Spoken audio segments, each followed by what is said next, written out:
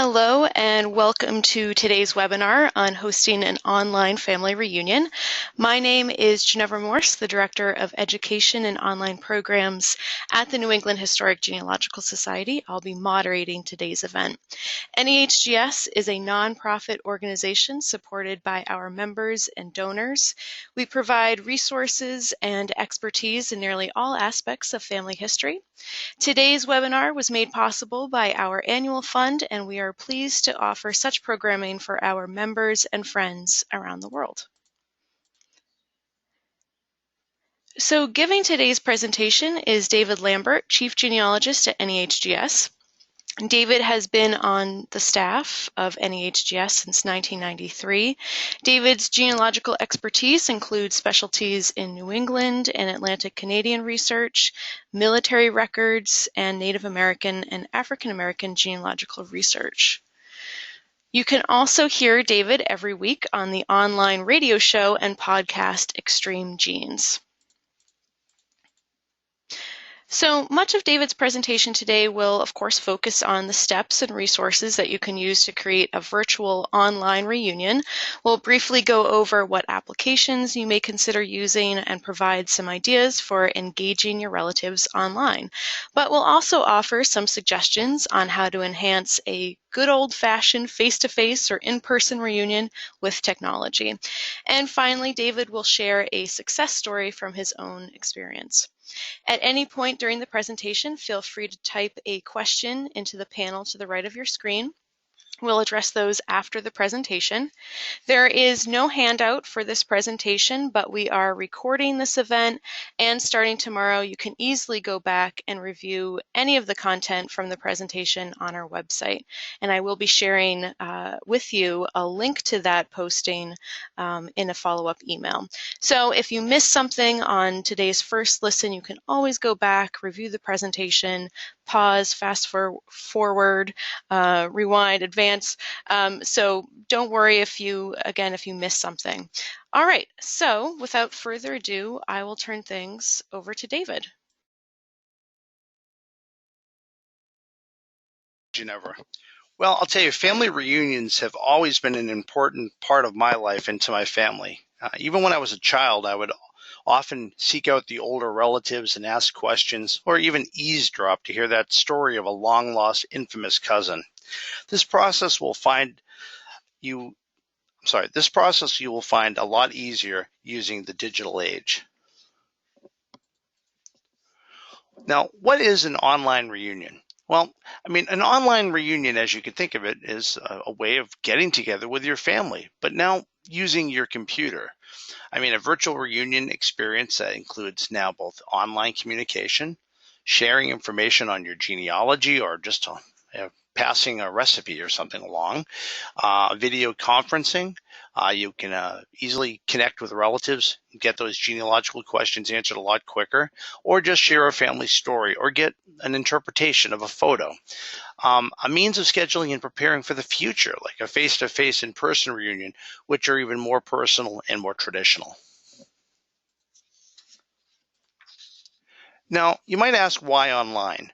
There's a larger component of this is, of course, the accessibility to reach a larger audience. As you know, Mother Nature can sometimes spoil that family cookout, or Cousin Charlie can't make it because he has to work that weekend. There's any number of reasons behind it. So, of course, accessibility to a larger audience online, you can schedule it, and maybe even people can sneak away at work and attend the reunion if they couldn't normally go. Now, also, there's the component of affordability. You don't have to worry about traveling, hotels, or spending excess money to go into the reunion itself. It also creates an online footprint that can be shared and kept for generations. So you can save a digital file, pass it on, share it, burn it to a CD-ROM or a thumb drive. It also encourages the ongoing conversation after the reunion. And for those of us who are genealogists, it allows us a connection to family members to keep updated information and to get feedback on genealogical research. Step 1, set your goals. Now, what are your goals? Why do you want to have a virtual family reunion or a regular reunion? These are going to differ for each one of you, and perhaps a couple of these may suit your needs as well. Perhaps it is to connect with known family. I have dozens upon dozens of cousins. Do I see them on a regular basis? Yeah, occasionally at the shopping mall, or you run into them here or there, or sadly at weddings and funerals. Well, not sadly for weddings, but for funerals. But you know how sometimes families grow apart. So a virtual reunion or an in-person reunion is a key thing to help with that. It may also be a way to meet newly discovered or distant relatives. Maybe there's a new family member out there you found through your genealogical research, or they found you. Or maybe you had a DNA match that's come up recently, a way to reunite a family. Now, you may also be able to use this to share genealogical discoveries. I do that all the time. If I find something new, I share it on my homestead page, which I will show you.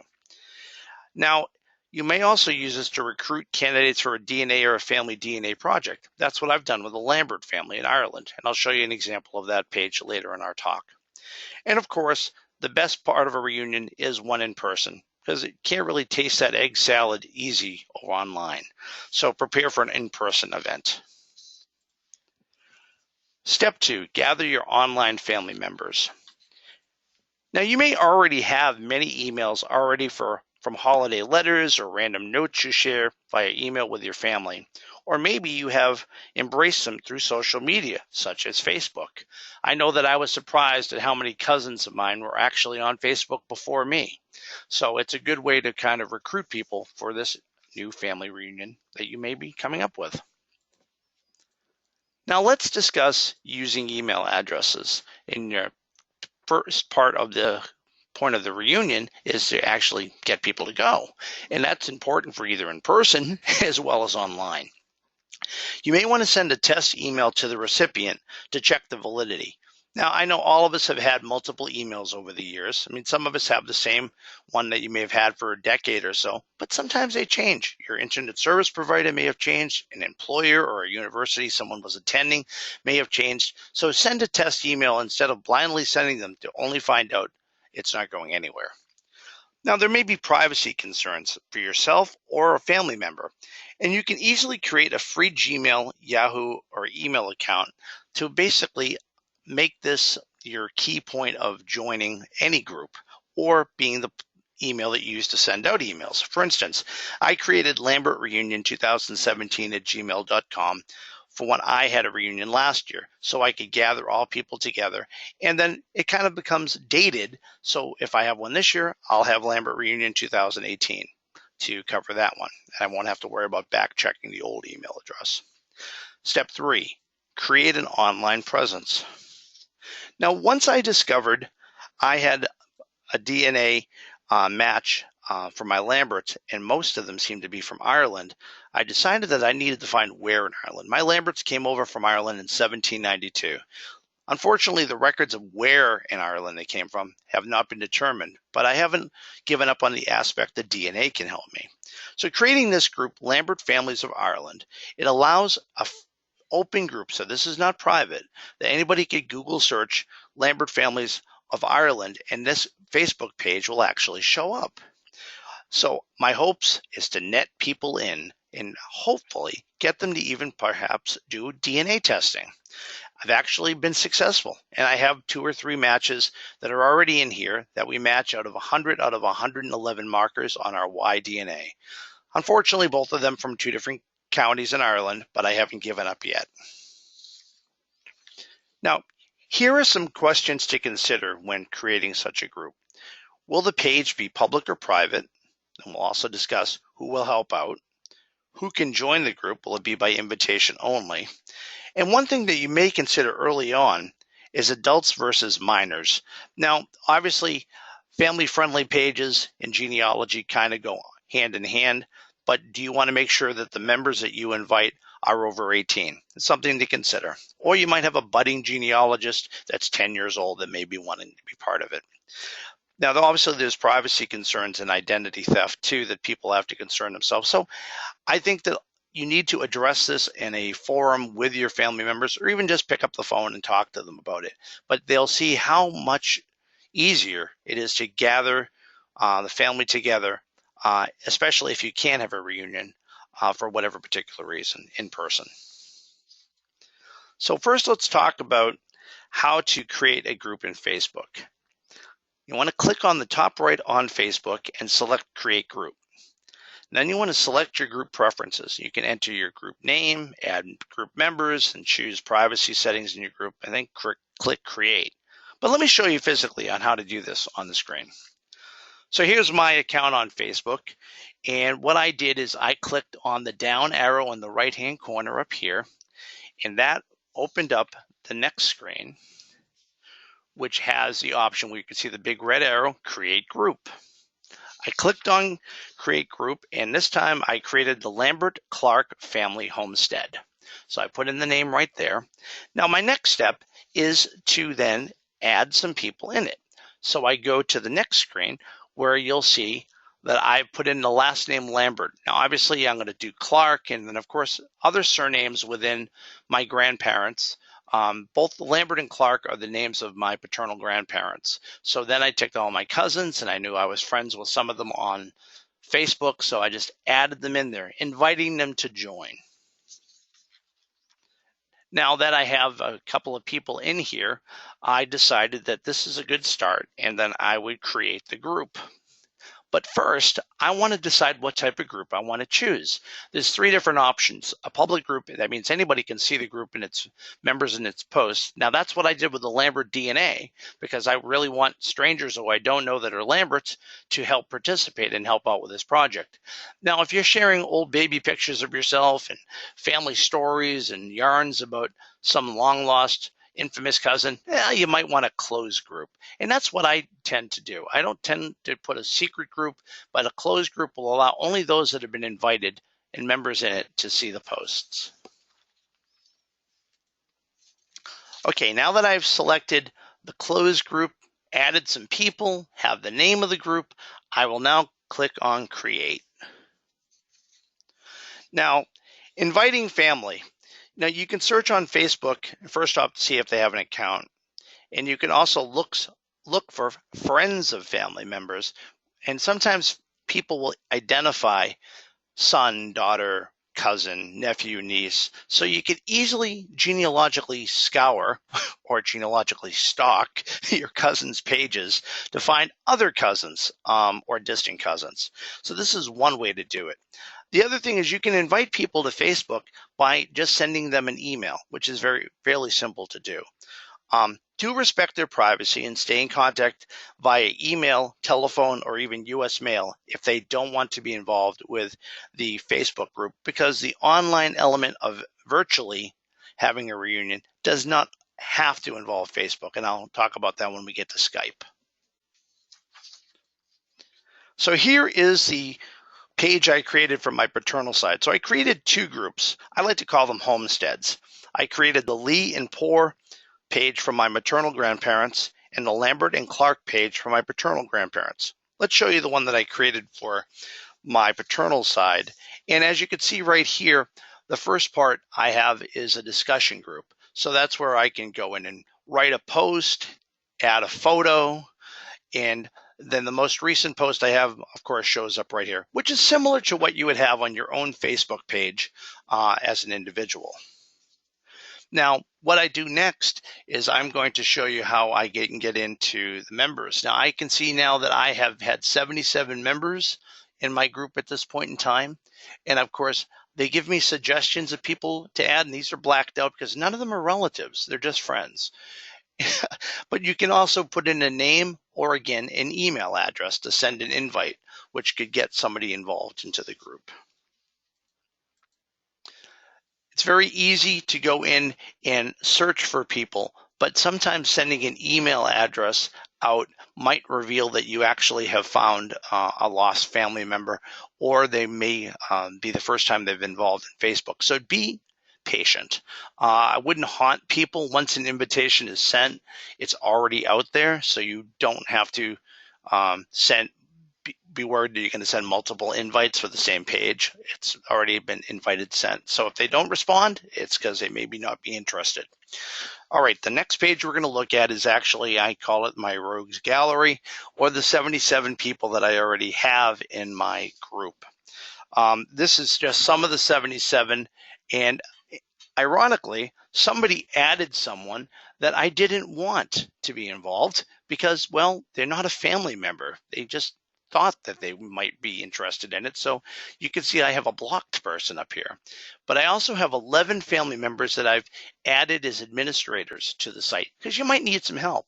So it's really easy to add an administrator. If you go on to the next page, you'll see that it is click right there on the asterisk button, and you can make someone an administrator, a moderator to moderate comments, because sometimes people get out of hand. You know how it is at a family reunion. Virtual ones can be almost as bad. Hopefully not. And so in this case, I'm making my brother Bob an administrator. And then it defines, once I select that he is able to help group settings, remove members, and give other members administration status. So he is an equal to me on this group. So what's next? Here are some activities on your group page that you might want to consider. Well, obviously you can share photographs. How about that long lost blueberry muffin recipe that you have that you've been hoarding all these years? Yeah, decide, well, I'm going to share it finally. You know, put in all the ingredients and put it online. You may have a memory of some random ancestor that you recall from childhood, or you might want to know more about a random relative that you don't know much about because they died before you were born. You can share this or make an inquiry. You can put photo identification challenges. You can celebrate family anniversaries. And even the best part, family announcements. Found out about one of my cousins who got I found out about one of my cousins who got married via Facebook, and it was actually their child that I didn't even realize. They don't live in the same state, so it was kind of nice to know the name and date. And then, of course, there's group chat, so you can discuss why you weren't invited to that wedding. Okay, under share photos, I give you an example of some of the photographs that I've added to the group, and it doesn't have to be photos. As you can see on the top right, I have documents. I've got screen captures from my DNA analysis from different websites. And because I've added photos, it entices other family members to add them, and they don't have to be an administrator to do it. In an invited family group such as this, people can go and post pictures randomly. Either they were taken 10 minutes ago, 10 years ago, or 100 years ago. It's all digital and accessible and very easy to use. Now, what I like about it is occasionally I'll come across a family photo like the next one. Now, I know in this photograph, the lady on the left is my grandmother. The next one is my uncle, my aunt, and my other aunt. But who was the kid? No idea. I looked for clues. I could see some of the automobiles in the background. I could see the house in the background. I knew where it was taken in Massachusetts, but I wasn't sure if this was my cousin Donnie, Ronnie, or Wayne, which are all around the same age. Because of this, I was able to identify which cousin it was because I had an open discussion on the photograph. Sometimes you might want to share anniversaries or pop out a family myth or legend. My grandmother was always telling people she was born in 1900. Well, actually, she was born in 1899, and I go in to explain that. So her gravestone is carved wrong. I'm not going to worry about changing it, but at least getting the story out there and sharing a family photo. Now, the next photo is kind of fun. This is me climbing my family tree as a child with my dad. So this picture was taken when I was a small child, and I put this up back about almost 5 years ago when my dad would have been turning 88. So a lot of times when we lost a family member, memorializing them on a Facebook page might be a way of keeping their memory alive. My kids enjoy it because they get to see older pictures that they may normally not see of their grandfather on a virtual sense. It simply is pulling out their phone. Now, in this case, I got commentary, which is great. So I have 6 people, including one of my aunts and my cousins, making comments of the photographs. And it's a nice way to share a photograph that maybe they might want to have a copy and put it in their Facebook or their digital photo album. Now, here's an example of a cousin who I did know got married, and they posted a picture of their wedding online, the date they got married, and the tagging of both people. So Scott and Laura, I could click on and easily go to their Facebook page, and then you get congratulations from another one of the cousins. It's kind of a nice way. And birth announcements of children, it's also something, and sadly, we've also used it to notify cousins when the arrangements for a funeral were, instead of doing the traditional telephone chain that we've done in the past. Okay, the next one I want to show you is there, of course, we've looked at a batch of family photos I've had, but you can actually add an album. So these album of photographs or videos are something that you might be able to add. So we had a family reunion back in 2012, which I put about 40 photographs in. So if I click onto that album, then I can see all of the thumbnails of the actual photographs from the reunion itself. And it allows cousins to say, oh, wait a minute, I took a couple of pictures, and they could add them into that album or create their own separate album of, pictures by Paula, may put some photos in hers, or my cousin Dina might put some pictures in her album. And, it's a collaborative effort to kind of capture an event or a memory. All right, the nice thing about family chat is you can get details from your relatives a lot quicker. Now, you can see on the right, I blacked out the names because a lot of these are friends and family that were not associated with this page. But the green dot on Facebook indicates that they are live or have some device on that if you typed into the chat box, you'll actually get a result. So in this case, I might ask a cousin that, hey, I heard that your daughter was married the other day. Do you know what the middle name of your son-in-law is? Sure. You don't have to send a traditional letter anymore. You don't have to play phone tag anymore. You get them right there on Facebook, and you can pin down that information, sometimes very quickly. Maybe you might finally decide that you're going to bite the bullet and buy some DNA kits for your distant cousins to actually solve a genealogical problem because they possess the Y DNA or the mitochondrial DNA of an ancestor that didn't come down to you.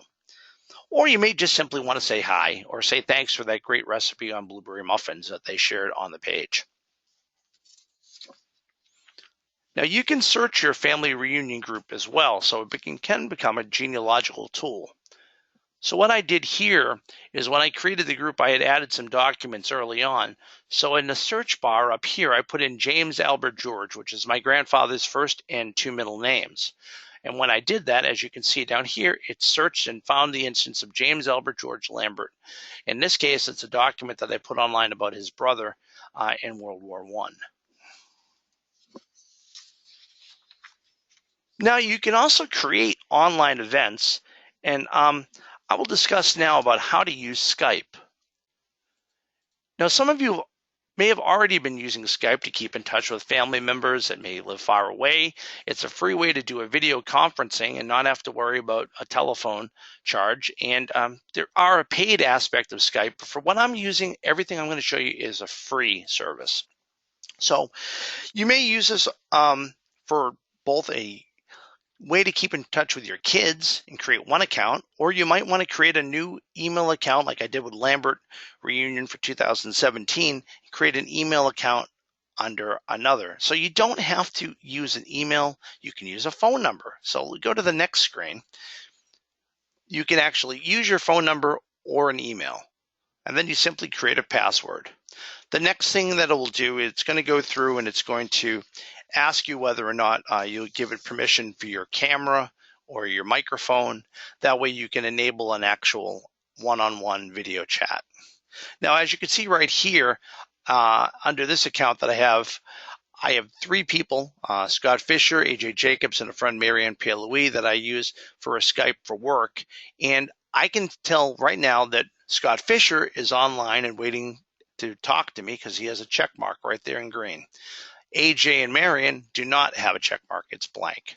So after you wait for family members to show up at your house, this is kind of a way of virtually waiting for them. So in this case, I'm going to engage a talk with Scott. I click on it. You'll hear a series of, sounds like a phone ringing almost. And then I can know that Scott's online, and you can engage with a text and clarify some things to make sure, hey, are you there? Let me give you a call. And in this case, I know that Scott tried to call me and I missed that call. But now if I simply click onto the video camera, I can see him face to face and talk via a web camera and a microphone, or I can just have a simple non-video conversation by clicking on the phone button. Kian is not a relative of mine. It was just a random photograph I selected that was quite convenient, but I can now have a conversation between myself and two other people. Think of how easy it will be to be able to go on vacation with your immediate family and still attend that family reunion and not disappoint anybody. That's the way Skype can bring you all together. Step 5, schedule an in-person family reunion. Now, the thing about an in-person reunion, you might want to toss out ideas of obviously who is going to host it this year, where it's going to be, who's going to bring the egg salad. There's a variety of things, but a lot of this you can actually solve by doing it by email. Remember those email addresses you gathered early on? Or maybe you want to do it through a Facebook group post. Here's the chance. You might ask for a preference for a reunion date because, it doesn't work for everybody. Even virtual ones may not be a good date. Or maybe you might simulcast it twice, have 2 different dates, a Saturday and a Sunday, or maybe in the middle of the week or in an evening. Do you prefer an outdoor and indoor venue? Well, that works for the ones when you're in person, but maybe somebody can only attend it remotely. So that's why having both of these options is great. Are you willing to carpool? Well, you don't have to worry about that with a virtual one, but if you are going to attend one, you might see who's willing to give Aunt Maddie a ride to the reunion or to go and pick up something at the store to bring to the reunion.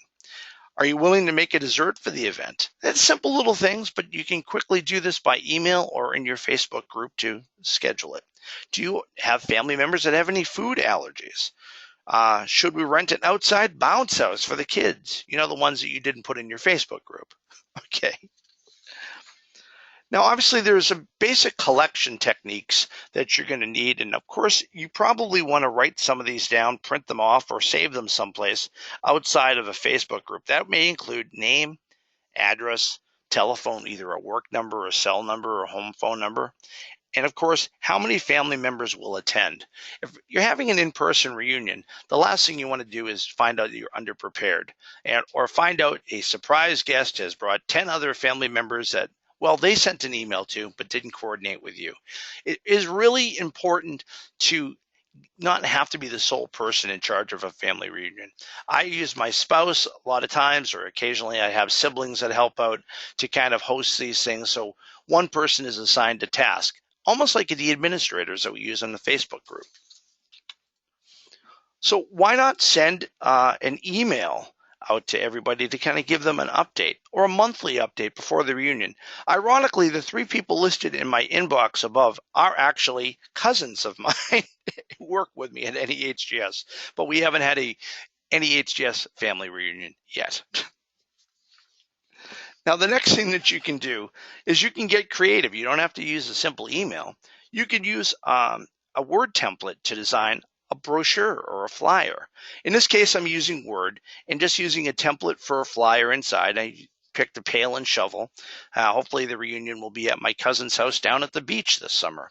So this one I used with Word, but you can use it with any word processing program you have and incorporate a graphic or just use a template that's included. When I'm done with that, I can simply go in and attach the flyer right to the email. So it could be a PDF or maybe an image, or maybe even take the image and cut and paste it and put it into your Facebook group as the banner for your Facebook group, the profile picture that you have on your own group, and getting the word out. Now, for whatever reason, some may not be able to attend the conference. May it be an elderly relative who is homebound or in a nursing home, or maybe it's somebody that's overseas serving in the military. Being a way to simulcast your event through Skype will allow you to have more people involved and share more memories. As you can see, using Skype, you can have multiple people, and all of the people that sign in, you can have as many practically as you want. Of course, you know how it is when more than one person are talking at the dinner table or at the picnic table. People will have to take turns when talking on Skype because you don't want to miss any good genealogical stories. You may also wish to record your event. I'm sure people have used their digital cameras that have the video mode, right down to having a camcorder to record things. And of course, back years ago, we'd have the 8mm films. Why not make digital scans of these files and put them online, including your new one? You can simply do that by creating your own YouTube channel for free. Now, I created a YouTube channel for a few years back when my high school reunion was going on for our 25th reunion. So I decided to take the old VHS tapes of our graduation and our class night, digitize them, and put them online. Doing that through YouTube allowed all my fellow graduates to go through, and our graduation was viewed 542 times, of getting to see us walk with hairstyles that are no longer valid anymore. So it's still out there on YouTube. If you search on it, you get to see me with more hair than I currently have now. Okay, the best practices in this whole process. You want to send regular communications, send updates, offer new genealogical challenges, have a photo every month that who's in this picture, because we all have those photographs that there are no names on. Maybe one of your other cousin has one with the name on it. You want to also not rely simply on electronic communication. If you invite somebody, like I say, they may not respond. Maybe the email address is invalid. Maybe they're currently not on Facebook, or they're shied away from Facebook, or never want to use it. Keep in touch with them the traditional way if you have to. You want to do it by a postcard, a letter, a phone call, but important, keep people engaged. Keep them invested in your family homestead group, your family reunion that you have virtually every year, in person or online. Maybe you have an in-person one in the warmer months, and you have one virtually during the winter months.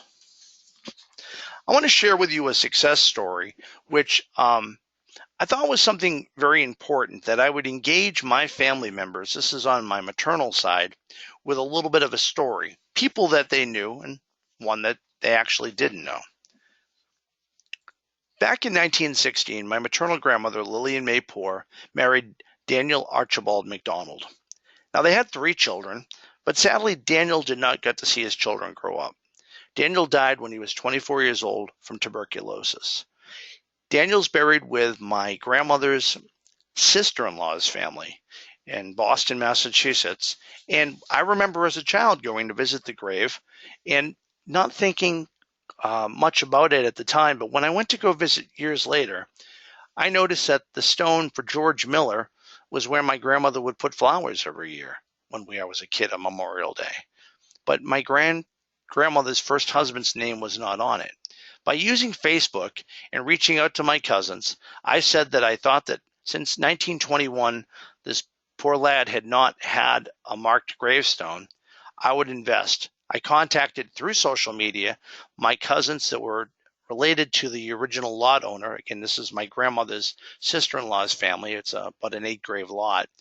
And they signed over the lot to me, so I could accomplish the feat on the right, which was not possible without the outreach of cousins, some of them not even related to Daniel or Lillian, but they were distant cousins on my grandfather's side, which was my grandmother's second husband. Now Daniel has a clean stone. The back of the stone was never marked before, and he has an inscription, and easy to see, and hopefully for generations to come, to see where he is buried. I thought it was a fitting way of using social media to rally up the troops to get something done. The main thing about genealogy for me, it's more than just the names and dates. It's really the stories. Using Facebook, social media of any sort, or virtual reunions give you a chance to share stories, to keep their memory alive and gather the interesting facts, the silly, the sad, or the infamous. Either way, it builds the entire family story and makes it able to be shared for generations. And of course, it's another way to reunite the families and the generations You know that cousin you haven't seen? Well, do their grandchildren know your grandchildren? Now there's a way to have them meet. This reunion right here, my youngest daughter in the front right row made a new best friend. It was my cousin's granddaughter. Hope that you have enjoyed this, and it's been my pleasure to chat with you about family, and hopefully a virtual family reunion or the planning of a in-person one will be something that will grow your genealogy and bring your family closer together. Thanks a lot.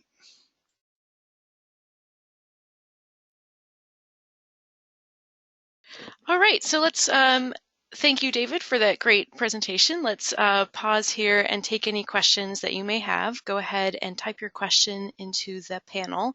It should be on the right of your screen.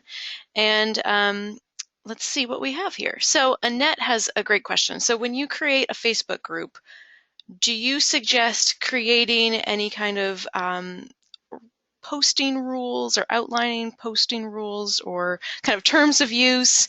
You know, maybe please don't post political comments, or, you know, keep it relevant. What other, do you suggest creating those types of rules?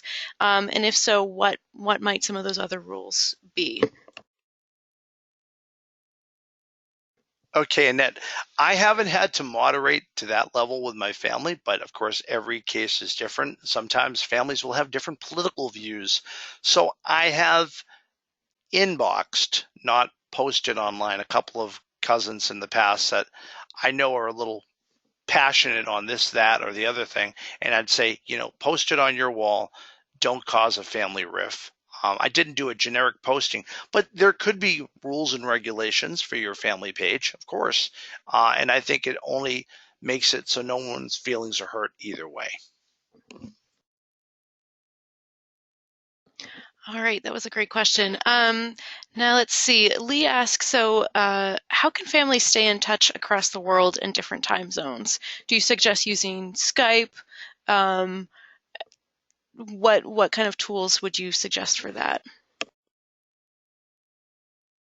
Zones are going to be a problem only because, you know, 2 o'clock in the morning for you may be 9 o'clock in the morning for them.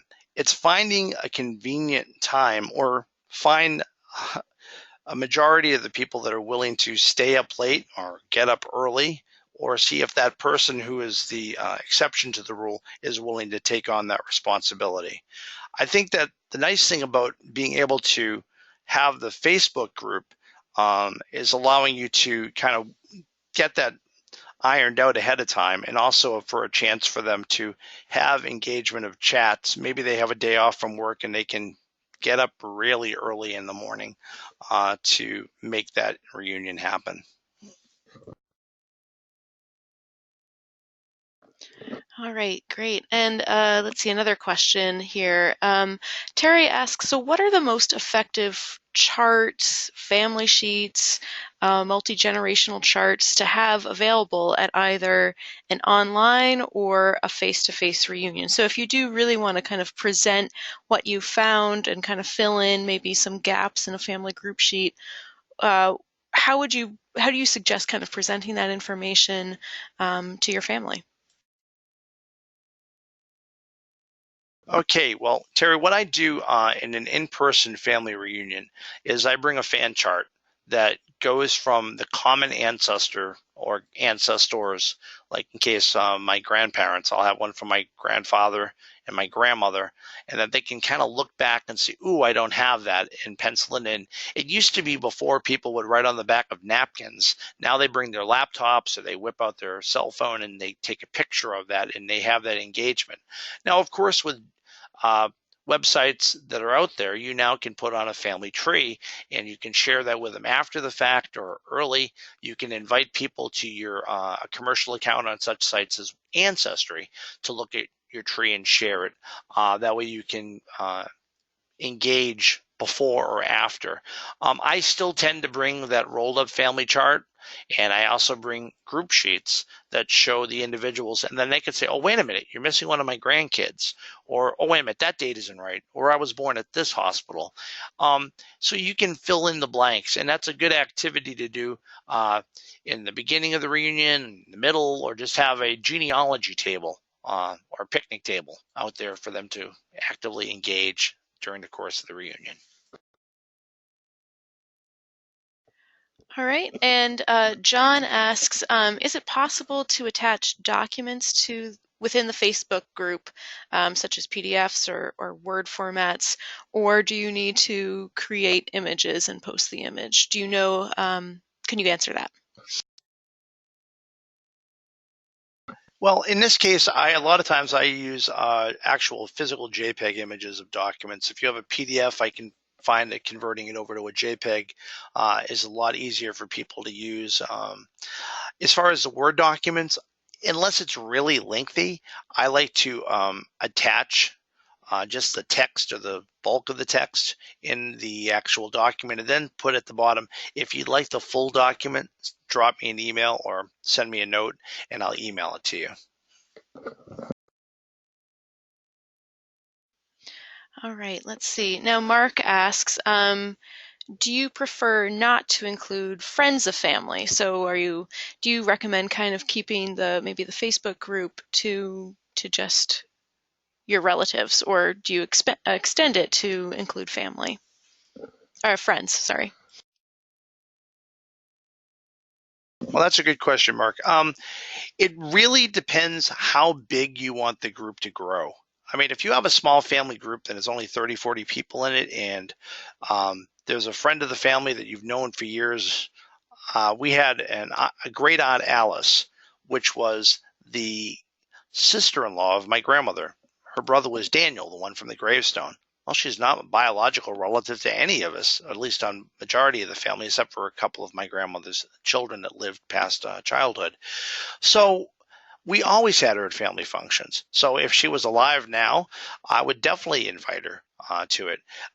It really depends how much personal information or stories that you want to engage and share, and that maybe one of your other cousins that doesn't know this family friend may not want to perhaps share that. So people may be reluctant. It really is a case-by-case basis. I find what works for the majority of your family, you can always say, hey, listen, I'm thinking of adding cousin Susan's best friend who always goes to the reunions. She should be invited. Anybody have a problem with that? And if the majority says it's okay, why not?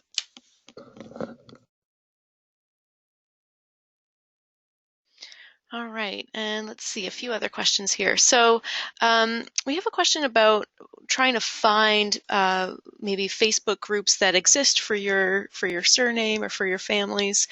Is that easy to do? And if so, how would you do it? Search bar on Facebook, the same place that you would type in a name, say if you're looking for David Lambert or Ginevra Morse, you would put in like the surname, just the surname, and see if something comes up, because then you can select not just people, but groups. And a group search will find your family group.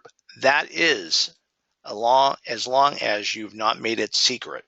That's one of the reasons why I left mine closed, which means that you can only go into it by invitation, but secret makes it hidden. So the only people that know about it are the ones that you personally invite. The other aspect of it is Google drills pretty far into the Facebook groups as well. And I was able to have people find my Facebook group that weren't on it for the Irish group that I have for the Lamberts. All right, here's kind of a tricky question from Cheryl. Do you have any suggestions on how to get your family interested in genealogy? Do you suggest, using personal stories in addition to the facts and the records that you find? That's always a question. So, do you have any suggestions for that? Well, Cheryl, that's a great question. It's something I've been trying to conquer since I was 7 years old. Engaging family members that may be slightly or not interested at all in genealogy can be a bit of a problem. However, I like to wet their whistle with a photograph. They could say, hey, listen, look at this great photograph I found. This is our grandmother when she was in high school. Or, hey, did you ever hear that story? You engage them. You show them a photograph or send them a photograph. I've known colleagues that have made family photo books of the old family photos, or make a fan chart of the genealogy of your family for them. Um, if you engage people with a genealogical gift, may it be a conversation, a photo, or a copy of a document, something that they can associate. If you send something about a seventh great grandparent, they're probably not going to even be engaged because they don't know the connection, because they're not a genealogist like yourself. But if you talk about their grandparents, a great grandparent, someone they know, give them something tangible about their own connected past, I think you'll find a converted genealogist in your family very soon.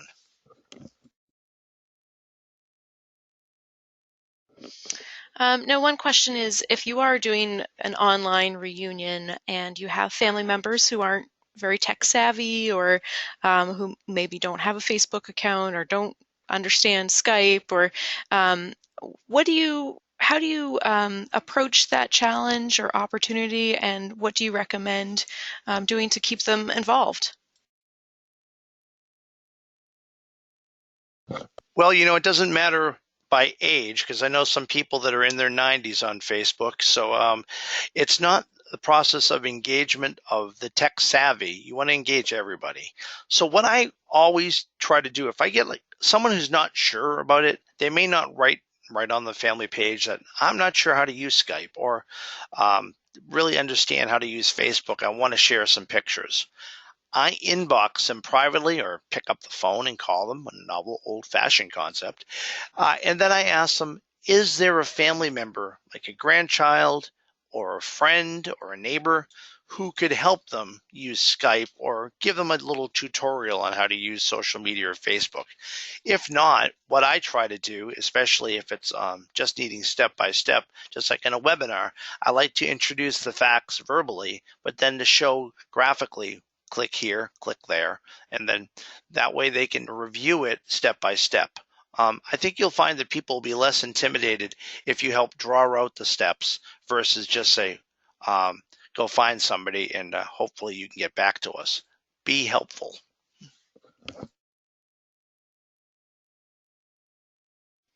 And a question, you proposed using the Facebook group to post a photo and then ask your group members in your family to help identify. Is it possible to write an identification on a photo? Do you do it in the comments? Do you tag people within the photo? How do you do that? You can't, quote, tag them.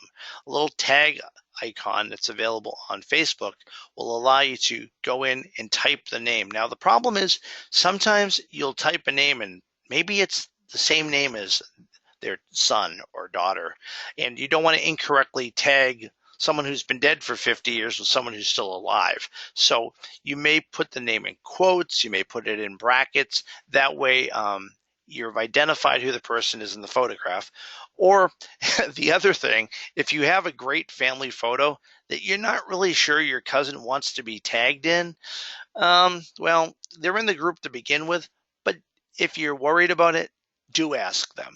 You don't want to cause a family feud on your family group online. All right, maybe just a few more questions here before we wrap up for the day.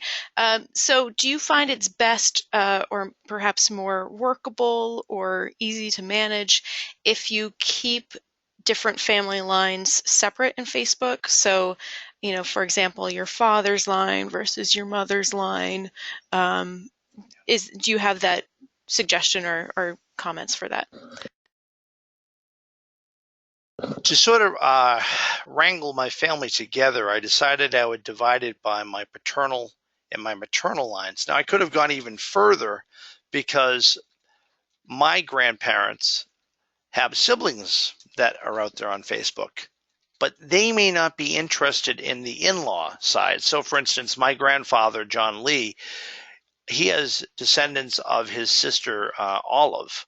Now, Olive is not going to know anything about my grandmother, Lillian Poor's side of the family, or all these extra cousins, and it may be confusing, or they might feel, well, these are strangers to me.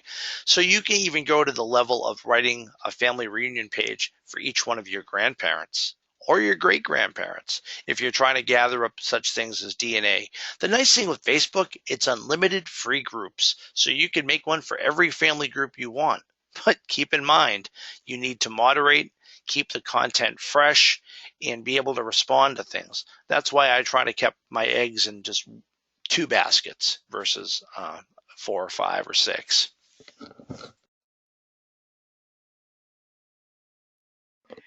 All right, let's see. A few more questions here.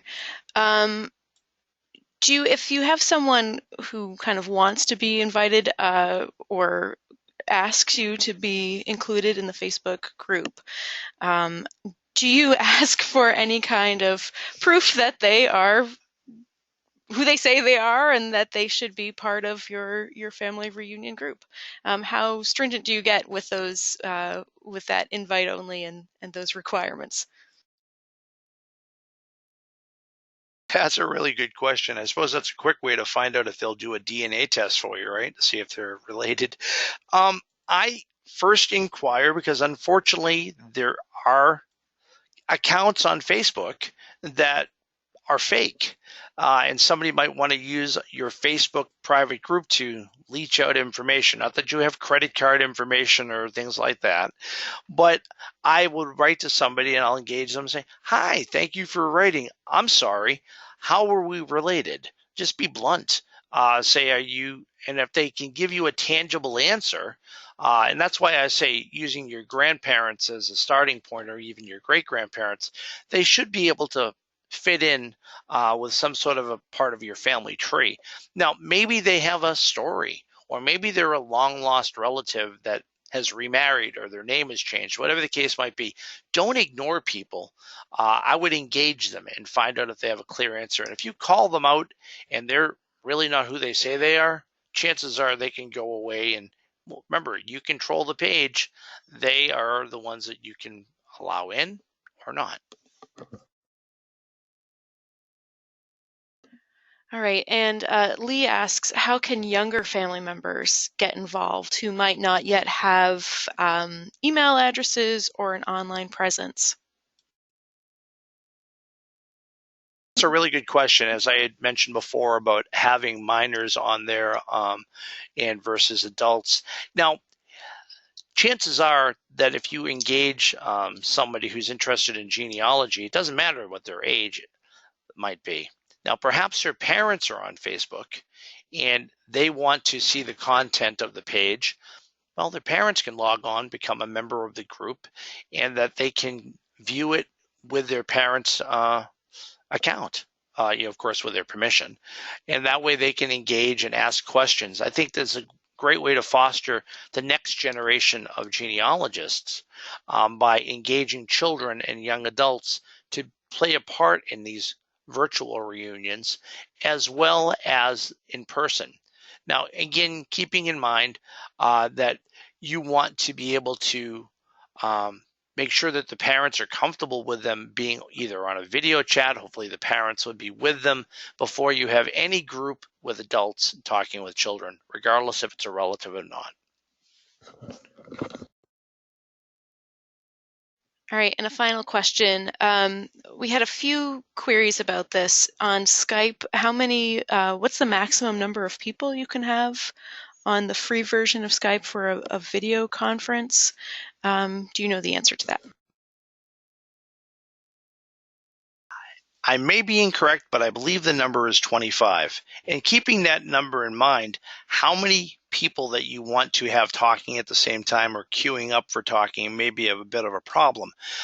So maybe a family of 5 or 6 get behind the camera and that they're all not sitting with their smartphones or laptops trying to individually chat. So ask and advise families to get together in the same household or the same backyard when doing the virtual reunion. All right, so that's just about all the time that we have for today. Thank you everyone for joining us. If you have hit a brick wall in your research, or you'd like hands-on help with your family history project, or you have more detailed questions, please feel free to write to us to schedule a consultation or even hire our research services team. You can learn more about those two services by contacting the email addresses you see on your screen, but I'll also include that information in my follow-up email to you later today. So as you leave the event, you will have the opportunity to fill out a survey and give us your feedback. As we continue to expand our webinars and online offerings, any and all feedback is extremely helpful and appreciated. If you'd like to access more how-to resources or learn about upcoming online educational programs, please visit our online learning center at americanancestors.org/education. I hope to see you at our online programs in the future. Goodbye for now.